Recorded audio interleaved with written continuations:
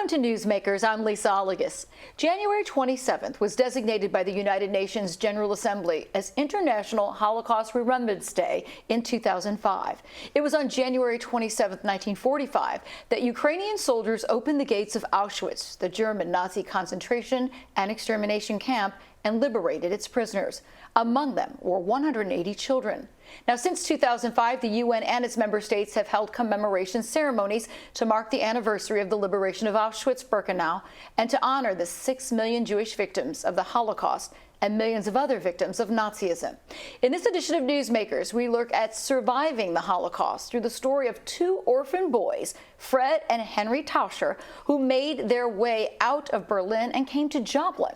Part of their story is told in this book, Saved by the Enemy, the true story of Fred and Henry Tauscher, survival amidst Nazi terrorism in Berlin. Joining us to discuss this unique connection to this time in history are Mary Ann Phillips, Secretary for Historic Murfreesburg Preservation, and Dr. Paul Teverow with the United Hebrew Congregation. Thank you both for being here. Thank you for having us. Thank you, Lisa. This is an amazing story. So let's begin with the situation in Berlin for these two boys. Mary Ann, give us kind of a little background about the two brothers and the situation they were in and other Jewish people might have been in at that time as he was coming to power. I would like to go back just a little backwards there. His parents actually lived in the United States for a short while. They moved from Germany to New York. But the boys always thought that the parents lived in the state of Manhattan, but really it was in New York. Manhattan, New York, yeah. And for whatever reason, Fred, the surviving brothers, they never knew why their parents didn't move back to Germany. That was not a good idea. Yes. And they moved back just at a bad time. And when, kind of pre-Hitler, I mean, Hitler was still in command, but he wasn't the chancellor yet. Mm-hmm. And things just started going really wrong, really fast downhill for the Jewish population. And so their parents just got caught up in everything, and they had to hide who they were.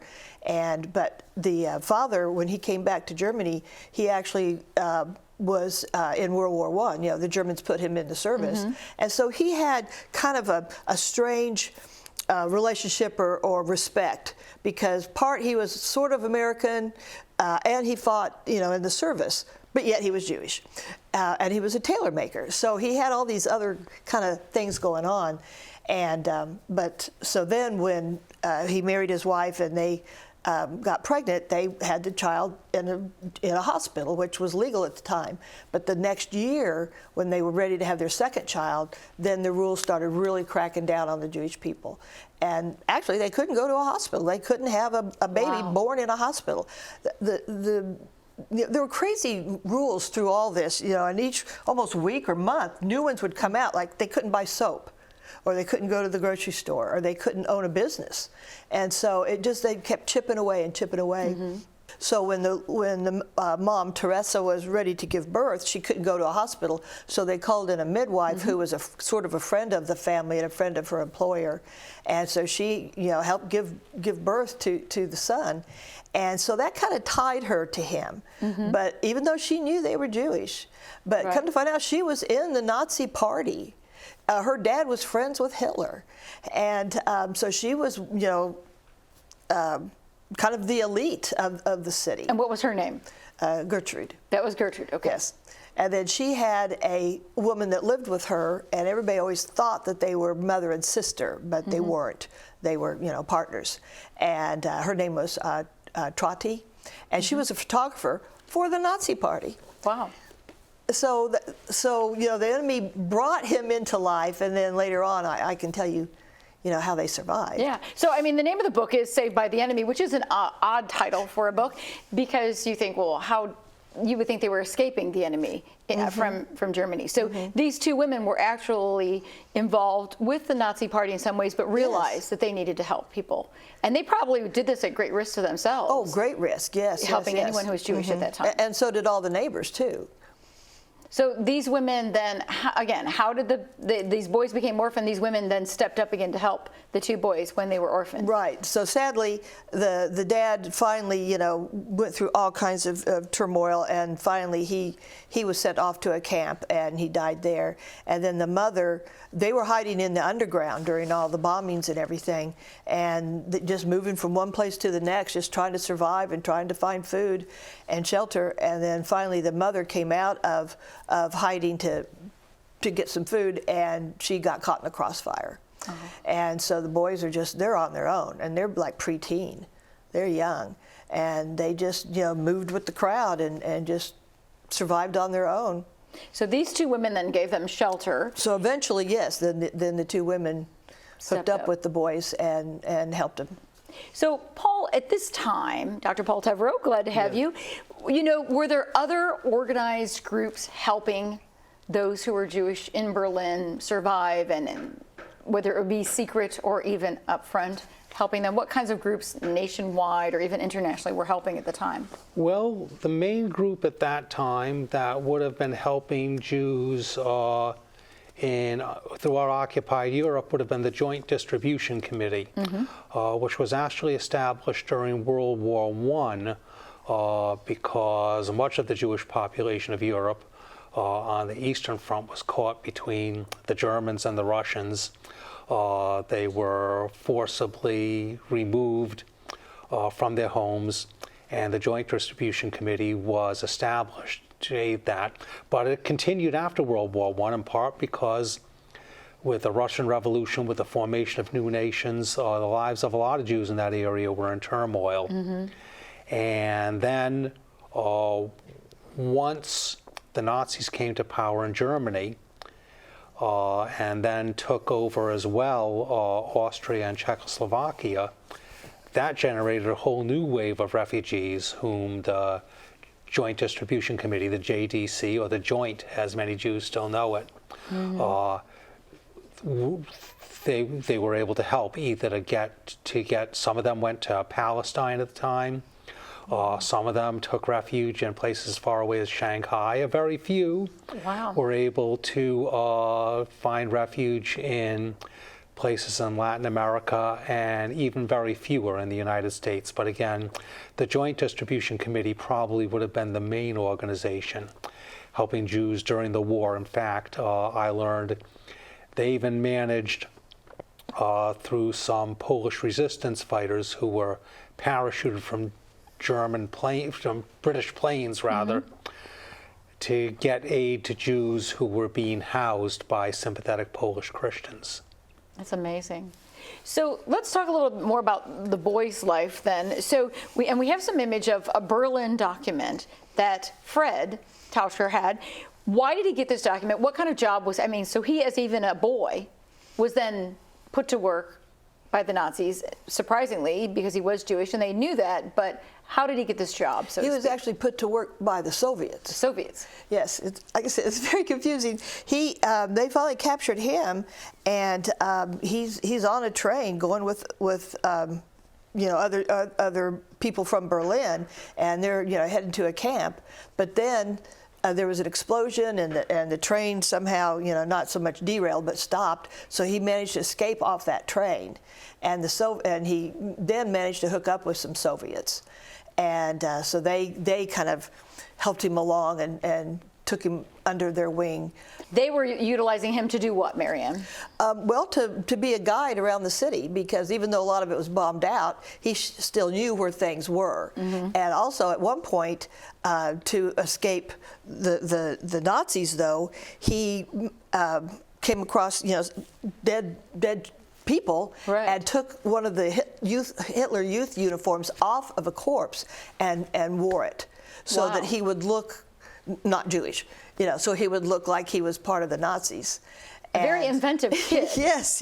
So did he do this as well in taking care of his brother, or were the ladies still taking care of his brother? How did his brother? Well, the brothers got separated, and so the younger one was with the mother, but then they had an agreement. If they ever got separated and ever were able to come back together, they had a standing, location back in Berlin where they'd hook up.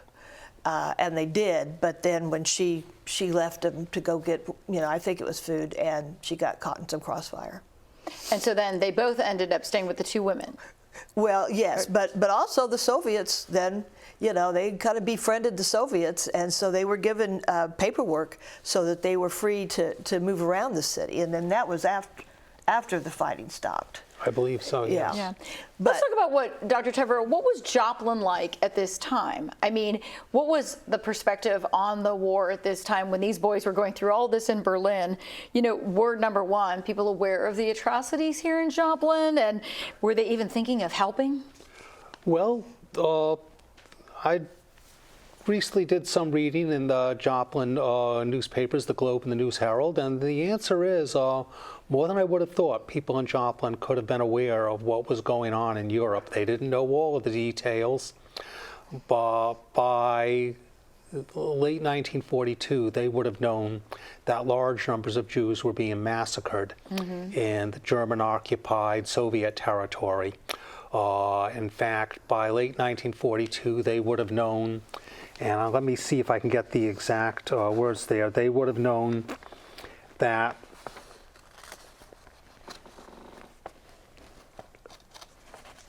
about 100,000 Jews have been deported from the Warsaw Ghetto to, these words, to an undisclosed place, which we now know was one of the concentration camps.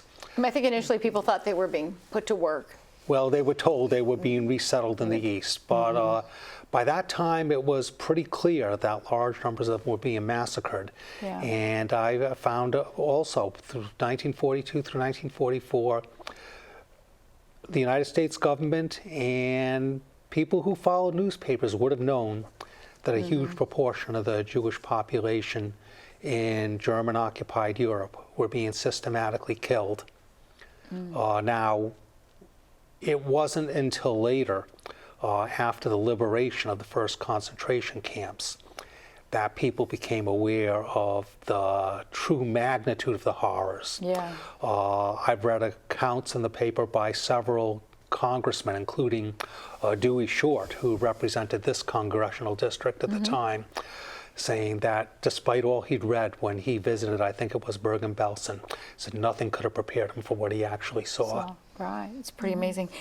But in Joplin, the United Hebrew Congregation, they also would raise money, and they'd have annual dinners, but it would also be a fundraiser thing. I think one goal was $6,000 they wanted to raise, and they didn't just raise it from their congregation. They sought it out from all the other people in Joplin. Yes, and basically said, this is your moral obligation for sure to donate to this. So Mary, let's get back to the boys. How did then they get to Joplin? How did they escape Berlin and get here? Well, they finally found their way to Gertrude, but she, kind of the mother instincts took over, and she didn't want the boys to go anywhere. She wanted to raise them, and she even enrolled them in school. She enrolled them in English classes, but they had just had enough of Germany, and they wanted to go to the United States. And plus, they knew that their dad had been there at one point. And so they didn't really talk that much about it in front of her because it upset her. So they befriended American soldiers at the army bases, right? And but they still didn't really speak very good English, and so they would go to the gates of the base and kind of just try to talk to people, help us, we want to go to the United States. And finally, this one soldier who also was Jewish, and he spoke a little German, so he helped them. And then the British relief agencies too were working with America. So did they know they had relatives that they could live with in Joplin? Yeah, they would have been very young when those relatives were in Germany. They would have been like 6 and 7 years old. So thankfully they knew at least their names, and it was on their dad's side, so the Taucher name was attached to it.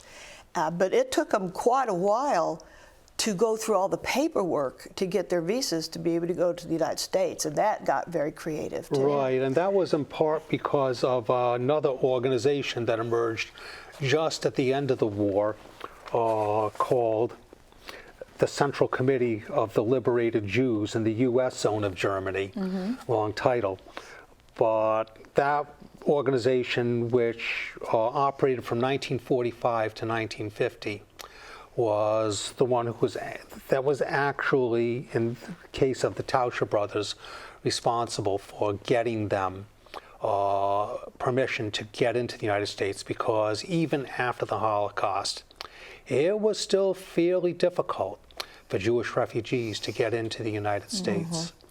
But once it was determined that they did have relatives who could support them, that made the difference. And they lived, the house is still standing where they came to live. So tell us about that house.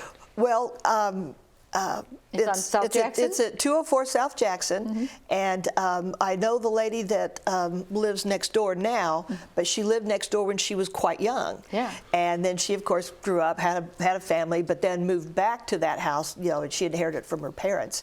And so she tells the story about how the older we're kind of getting ahead of ourselves here a little bit, but the two cousins they came to live with in Joplin, she said they were quiet. They were always polite and dignified, but weren't really outgoing and hey, let's have a block party, Yeah. And she said they kept the house up just pristine. We will talk more about that. We're going to take a break, and when we come back, we check out the boys' time in Joplin and at Joplin High School, and we'll look at the impact of their story, what it can have on us. As we go to break, we'll look at some of the themes for the commemoration of International Holocaust Remembrance Day, designated by the UN since 2010.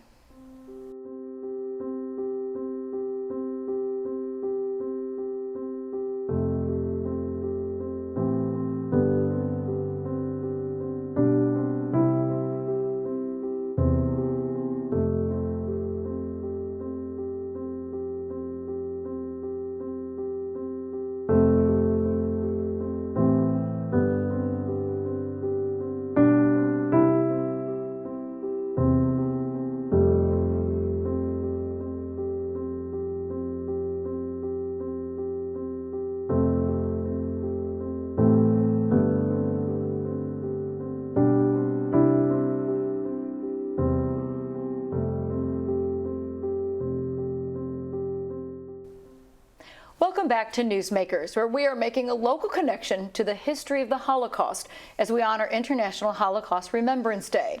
Fred and Henry Tauscher came to Joplin as young orphan boys from Berlin to live with relatives, Felix and Alfred Tauscher, on South Jackson. We continue our conversation of the era experiences with Marianne Phillips from Historic Murfreesburg Preservation and Dr. Paul Tevereau with the United Hebrew Congregation. Welcome again. Hello. Marianne, tell us about the boys, and so they came to live with cousins.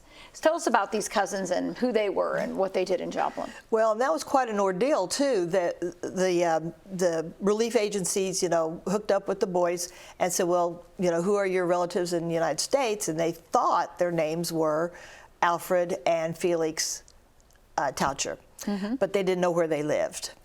And come to find out, those brothers had escaped Germany like around 1930, 1940. So they had not been in the United States all that long. Well, how old were they, the cousins? They were in their just their mid-20s. Wow, is so all. they were young men. Yes. But they came to the United States, and one of them worked at Newman's department store. And I can't help but wonder if the Newmans, who were Jewish, if maybe they had facilitated the Tauschers to come over to Joplin. I have no idea. I don't know if I could ever prove that. But and then the other brother worked at Miller's Manufacturing, and they made shirts and coveralls and overalls in Joplin at I think 9th and Virginia. And so they settled in. They got a job. They lived at the YMCA until they got that house. And then one of the brothers, also Alfred, was a piano teacher, and he was educated at the European Conservatory of Music, and so he taught piano also in his home. Wow. Yeah, and coincidentally, the neighbor next door to the south, the homemaker at that house, also taught piano lessons. So they both were kindred spirits over the fence, as Carol said, But they didn't get their citizenship either until about 1948. So they embedded themselves in Joplin. Yeah, that's awesome. So then, what year did the boys from Berlin arrive and live with them? I think it was 1948. but it took them a while because they had to find these relatives, Yeah. and the boys didn't know what city, and so the relief agencies had a German paper that went worldwide, and it said these boys are looking for their relatives. wow. And it just so happened that the older Tauchers didn't take that newspaper, but someone in the congregation did here in Joplin. And so when they read that, they realized, oh, we know who they're talking about. That's amazing. Uh-huh. Wow. But it wasn't instant, though. I mean, today that would be so much easier with the internet. Yeah, But right. Then, you're putting a notice in a paper. It could have taken weeks Oh, before somebody sure. saw that and even responded. Right. So it's amazing the persistence that some people must have had to try and make this happen. Yeah, and then even after they found the brothers, it didn't seem that the boys were going to be able to live with them because at that time, the agencies had a strict policy. If there wasn't a woman in the home, they couldn't raise boys. Wow. But Mary Ann can tell you how that was resolved. So the older brothers in Joplin knew Right. that there was another cousin or aunt in Israel or Palestine. At that time would have been Palestine. Yeah, at that time. And so they reached out to her, and she said, yes, I would love to come to the United States. And so Wow. she did, and she came. And I found her in the Joplin census, although her name is different in the census than it is in the book. So I don't know if that has something to do with translation. I don't know. And then did she live at the house with them as well? Yes, yeah, Wow. they all lived there together. That's amazing to bring so many family members together. But it made a big difference. How was the United Hebrew Congregation involved at that time somewhere? I mean, did they do this for others as well? Perhaps. I confess I don't know about it. I do Yeah. know that during the war, the United Hebrew Congregation had first of all been involved in supporting the U.S. war efforts with Camp Crowder so close. There were a lot of Jewish soldiers there, and so the congregation regularly hosted Jewish soldiers for services, for Jewish holidays such as Passovers. The rabbi at the time, Rabbi Smoller, would frequently go down to Crowder, hold services for the soldiers. The women of the congregation would bring Jewish treats to Jewish soldiers. But also, the Joplin Jewish Welfare Federation, which was founded, I think, about 1935, regularly raised funds for local and national and international Jewish causes. Wow. And at least since 1942, and then immediately after the war, they also donated to the Joint Distribution Committee, and I think also the Central Committee of Liberated Jews, to assist the displaced Jews, the Yeah. DPs as they were called. They had to find a home. So let's talk. The boys were in Joplin then.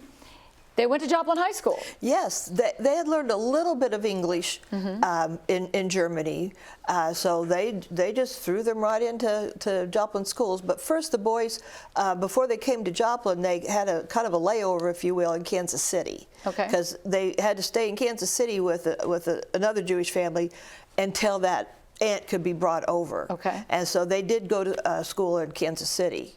And so they still got a little more English Yeah. before they came here. But they even though they're a year separated in age, they put them in the same class. Right. And Okay. once they got to Joplin, they entered as sophomores. And then what happened after they graduated high school?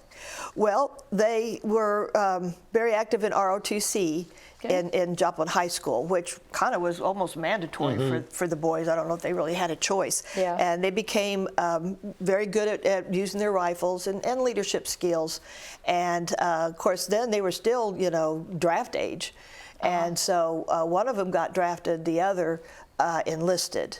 And so, once high school was over, but also though they did both work at Newman's department store for a little while. What a great piece of local history. Trying to figure out what they were going to do. Yeah. And did they stay in Joplin or move away? No, they once they were in the the armed services, they were stationed all over the world, Yeah. literally. One of them did think he wanted to apply at Southeast Missouri State, would that be Cape Girardeau? Yeah. But he had to do an entrance exam, and his English was so good that they didn't believe that they thought he cheated, basically. And he said, no, I took this test. I did this correctly. And he kind of went to appeals, and they basically said, no, we think you cheated. And they wouldn't let him into college.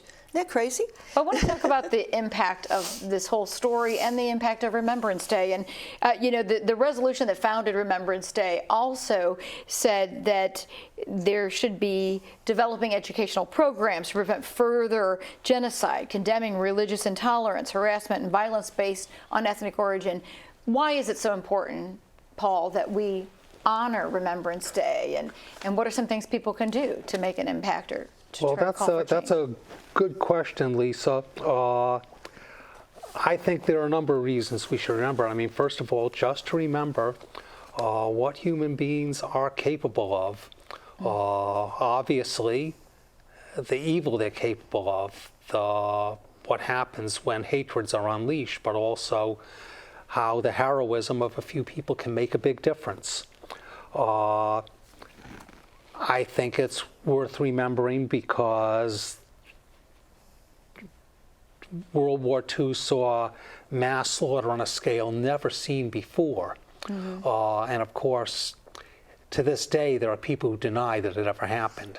And so I think Remembrance Day makes it incumbent on all of us to learn the basic facts. You bet. And to learn how not to be persuaded by Holocaust deniers. Yeah. I think it's important also because, let's face it, a lot of the people who perished during the Holocaust, especially German and Austrian Jews, they could have been saved if countries had been willing before World War II to take in Jewish refugees. Now I know the whole question of refugees and immigrants here is a politically sensitive one. And it's true, we can't open our doors to everyone, but I think we need to think real carefully. If we're turning away people, what are we turning them back to? Those are some reasons why I think it's really important. Well, I know I that we visited the remember the Auschwitz Holocaust. exhibit in Kansas City. It was profound, had quite an impact. And it really does, it shows you what happened, and the stories of people are being, taped and kept. And so what are some resources that you would recommend for people? There are quite a few. Of course, if you go to the website of the United States Holocaust Memorial Museum, you'll find a lot of information there, good first-person accounts of things that happened during the Holocaust. My guess is a good many of you viewers will know about that. Not all of them may know about something closer by, the Midwest Center for Holocaust Education in Kansas City. We're running out of time, but we appreciate you both sharing all this information. We hope people will also read the book about this Joplin connection. Thank you both for sharing this information. And for giving us a glimpse into this unique Joplin connection of Holocaust history. If you would like to read the story for yourself, check out the book Saved by the Enemy by Craig A. Ledbetter, available online through major booksellers. Thanks to our guest, and thank you for watching Newsmakers. I'm Lisa Oligas.